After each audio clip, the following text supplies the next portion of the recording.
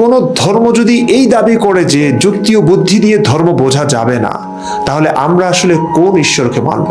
আল্লাহ, ঈশ্বর, ভগবান, এত এত সৃষ্টিকর্তার কাকে মানব? প্রমাণ তো দিতে হবে যে এই ধর্মটি আসলে সৃষ্টিকর্তার পক্ষ থেকে।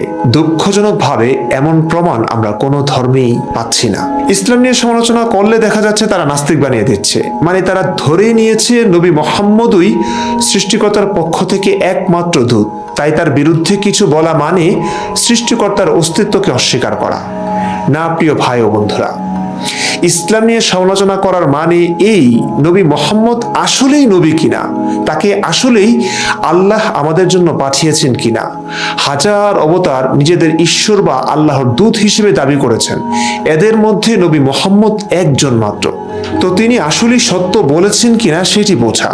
যেহেতু আমরা আল্লাহ, জান্নাত, জাহান্নাম, ফেরেশতা, জিব্রাইল, কোরআনের বাণী এসবই মুহাম্মদ থেকে শুনেছি, কেউ আল্লাহকে দেখিনি, তার উপর যে জিব্রাইলের মাধ্যমে ওহী পাঠিয়েছেন তাকেও দেখিনি, এসবের প্রমাণ সাক্ষী নবী ছাড়া আর কেউ নেই।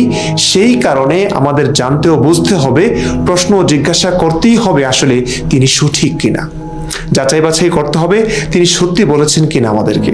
কিন্তু আমরা যারা ইসলাম নিয়ে এই প্রশ্নগুলো তুলছি, দেখছি কোনো সমাধান না দিয়ে আমাদের মেরে ফেলবার চেষ্টা করছে ধর্মাবলম্বীরা, মুসলিমরা। কেন ভাই? আল্লাহর ক্ষমতার উপর বিশ্বাস নাই? যাও, বেঁচেই যখন গেলাম তখন প্রশ্ন করেই যাব। আমাদের আলেমদের কাছে যখন আমি প্রশ্ন করলাম ইসলাম ধর্ম সত্য, তার প্রমাণ কি? কোরআন যে আল্লাহর গ্রন্থ, এর প্রমাণই বা কি? এর কোনো উত্তর না দিয়ে তারা আমাকে উল্টো প্রশ্ন করলেন, তুই যে তোর বাবার সন্তান, তোর মায়ের গর্ভ থেকে হয়েছিস, এটারই বা কি প্রমাণ? আমি তো এই প্রশ্নের সৃষ্টিকর্তাকে অস্বীকার করে বলিনি, বলেছি সৃষ্টিকর্তা বা আল্লাহ একজন আছেন, মেনে নিলাম, কিন্তু তিনি যে মুহাম্মদের উপর ওহী পাঠিয়েছেন তার প্রমাণ কি? নবীর দাবি ছাড়া কোনো প্রমাণ আছে কিনা? এটি আল্লাহর অস্তিত্ব নিয়ে প্রশ্ন নয়। হাজার হাজার ধর্মের মধ্যে ইসলাম যে আল্লাহর পক্ষ থেকে, সেই প্রমাণটি চেয়েছি, কিন্তু উত্তর হলো আমি নাস্তিক, আমি আল্লাহকে মানি না, প্রমাণ চাওয়া যাবে না, অন্ধভাবে মেনে নিতে হবে, বিশ্বাস করে যেতে হবে, যুক্তি দিয়ে বোঝা যাবে না, ইত্যাদি ইত্যাদি। কি যে একটা অবস্থা! এক্ষেত্রে মুমিন ভাই বোনেরা একটি জনপ্রিয় প্রশ্ন ছুড়ে দেবে, তুই যে তোর বাবা মায়ের সন্তান, তার প্রমাণ কি?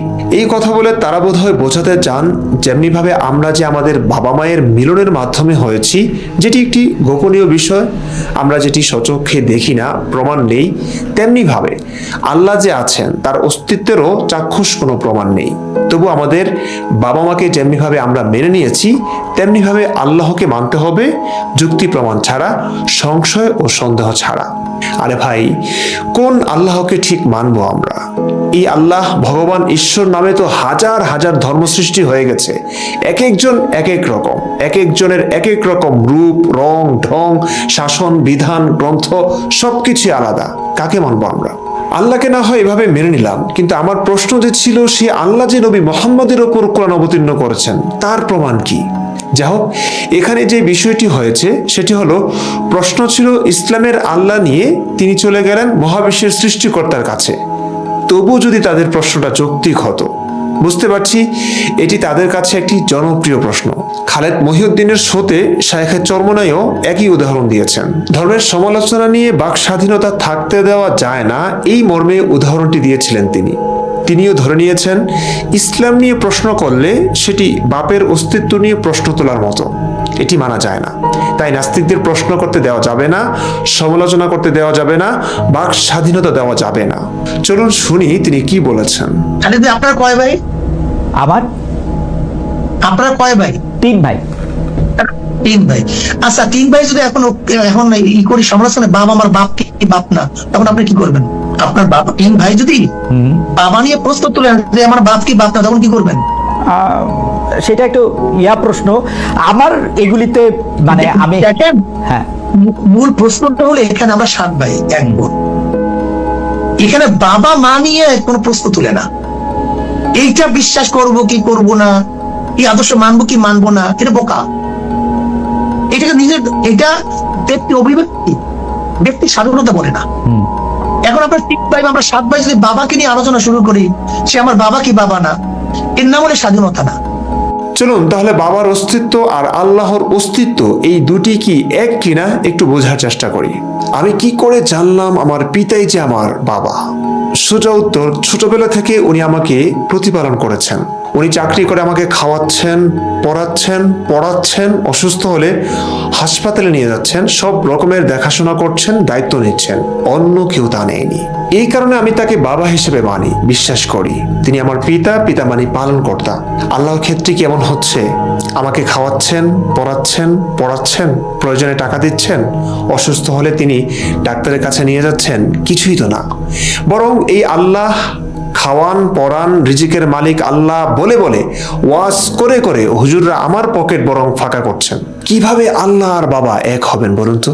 দ্বিতীয়ত, আমি আমার পিতাকে দেখেছি, চর্ম চোখে দেখেছি। তিনি সমস্ত দায়িত্ব নেওয়ার পাশাপাশি নিজ মুখে স্বীকারও করেছেন আমি তার সন্তান। এলাকার রহিম চাচা এসে বলেননি যে বশিরুল্লাহ তোমার পিতা। আমার বাবা বশিরুল্লাহ পাটোয়ারি নিজ মুখেই বলেছেন আমি তার সন্তান। কিন্তু আল্লাহ একে তো দায়িত্বই নেননি, নিজ মুখে স্বীকারও করেননি যে আমি তারই সৃষ্টি।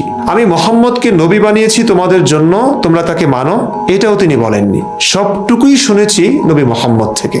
তৃতীয়ত, বাবা মায়ের বিয়ে, তাদের বাসর এবং মা যখন আমাকে জন্ম দিয়েছেন, মায়ের পেট থেকে যখন আমি বের হয়েছি, তখন ধাত্রী কিংবা ডাক্তার, নার্স, আত্মীয় স্বজন অনেকেই সাক্ষী থাকেন। কিন্তু আল্লাহ আছেন, সে আল্লাহ মুহাম্মদের উপর ওহী পাঠিয়েছেন, সেটার সাক্ষী কে?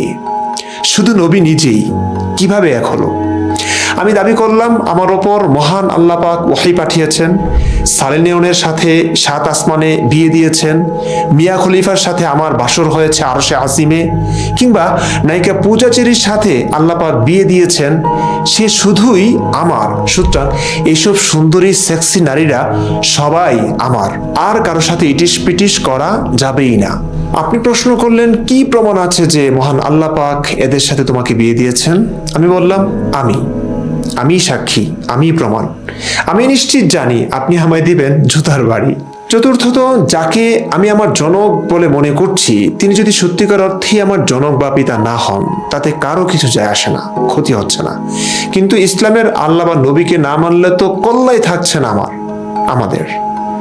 পঞ্চমত, ধরুন কেউ একজন এসে আমাকে বলল, তুমি যাকে বাবা বলে জেনে এসেছো এতদিন ধরে, সে আসলে তোমার বাবা নয়। তাইলে বাবাকে? কোনো সলিমউদ্দিন এসে দাবি করলো আসলে তোমার বাবা আমি কি করব তখন? বলবো প্রমাণ কি? যদি উপযুক্ত প্রমাণ দেয়, বস্তুনিষ্ঠ প্রমাণ যদি পাই, তাহলে এই সলিমউদ্দিনকে আমার জনক মেনে নিলে কোনো সমস্যা নেই। একজন বিজ্ঞান মনস্ক সত্যনিষ্ঠ মানুষ হিসেবে আমি সেসব প্রমাণ এবং প্রমাণের আলোকে সলিমউদ্দিনকে বাবা হিসেবেও মানতে রাজি আছি, মানব। কিন্তু আপনি বলুন তো, কাল আহমদুল্লাহ বা মামুনুল্লাহ নামের কেউ যদি আপনাকে জড়িয়ে ধরে বলে আমি তোমার বাবা, তুমি আমার ছেলে, এবং আপনাকে কোনো যুক্তি প্রমাণ না দিয়ে বলে বিশ্বাস করো, হৃদয় দিয়ে অনুধাবন করো যে আমি তোমার বাবা, সন্দেহ করো না, প্রশ্ন করো না, মেনে নাও আমি তোমার বাবা, তাইলে কি আপনি এই আহমদুল্লাহ বা মামুনুল্লাহকে বাবা হিসেবে মানতে পারবেন? যেহেতু আপনি বিশ্বাসী লোক, যুক্তি প্রমাণের ধার ধারেন না, প্রশ্ন নেই, সন্দেহ নেই, এমন অকপট, তাই বুঝি আপনি বাংলা সিনেমার ছোটবেলায় হারিয়ে যাওয়া ছেলের বহুকাল পর খুঁজে পাওয়া বাবাকে দেখার পর বাবা বলে চিৎকার দিবেন?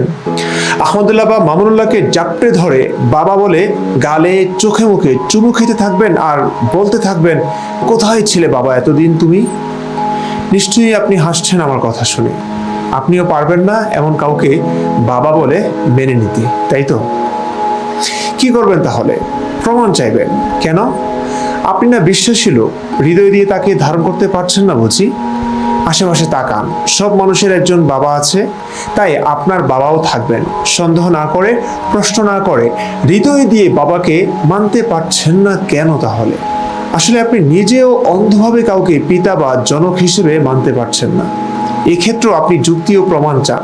আপনি ছোটবেলা থেকে পরিবারে যাদের দেখে এসেছেন, সেই অভিজ্ঞতা থেকেই আপনি তাদের বাবা মা হিসেবে জেনেছেন, মেনেছেন। আপনার ক্ষেত্রে এই পূর্ব অভিজ্ঞতাই হলো যুক্তি। এই যুক্তি প্রমাণের উপর নয়, অভিজ্ঞতার উপর নির্ভরশীল। ষষ্ঠত, ধরে নিলাম আপনি খুবই বিশ্বাসী লোক, তাই 12-13 জন এসে দাবি করলো তারা আপনার বাবা, আপনিও 12 জনকেই মেনে নিলেন বাবা হিসেবে। আমি কিন্তু আপনাকে মারতে কাটতে যাব না, কিন্তু আমার ক্ষেত্রে যদি এমন হয় 12 জন এসে দাবি করলো আমি তোমার বাবা, বা 12 জন নারী এসে দাবি করলো আমি তোমার মা, আমি তখনই নিশ্চয়ই বাপ্পারাজের মতো করে বলবো আমি বিশ্বাস করি না। আমি বিশ্বাস করি না, আমি বিশ্বাস করি না। তখন কিন্তু আপনি আমাকে নাস্তিক হিসেবে কোপাকুপি শুরু করবেন। সমস্যাটা এখানেই। পৃথিবীতে এত এত ধর্ম আছে, সব ধর্মাবলম্বী দাবি করছেন তাদের ধর্মটি সত্য, সেখানে সবাইকে মেনে নেব, নাকি যুক্তি প্রমাণের আলোকে যাচাই বাছাই করব কোন ধর্মটা সত্য, কোনটা সৃষ্টিকর্তার পক্ষ থেকে। এই যাচাই বাছাই করতে গিয়েই নবীর সমালোচনা আমরা করি, কিন্তু আপনি সেটি মানছেন না, মেরে ফেলছেন, চাপাতিতে ধার দিচ্ছেন। আমরা শুধু প্রমাণ চাই যুক্তি ও বুদ্ধির আলোকে ইসলাম সত্য কিনা, ইসলাম সৃষ্টিকর্তার পক্ষ থেকে আসা ধর্ম কিনা। এই প্রমাণটি যদি পাই তবে ইসলাম মেনে নিতে আমার বা আমাদের কোনো সমস্যা নেই। আমরা এখনো সেই প্রমাণ পাইনি, তাই মানতে পারছি না বা মানছি না।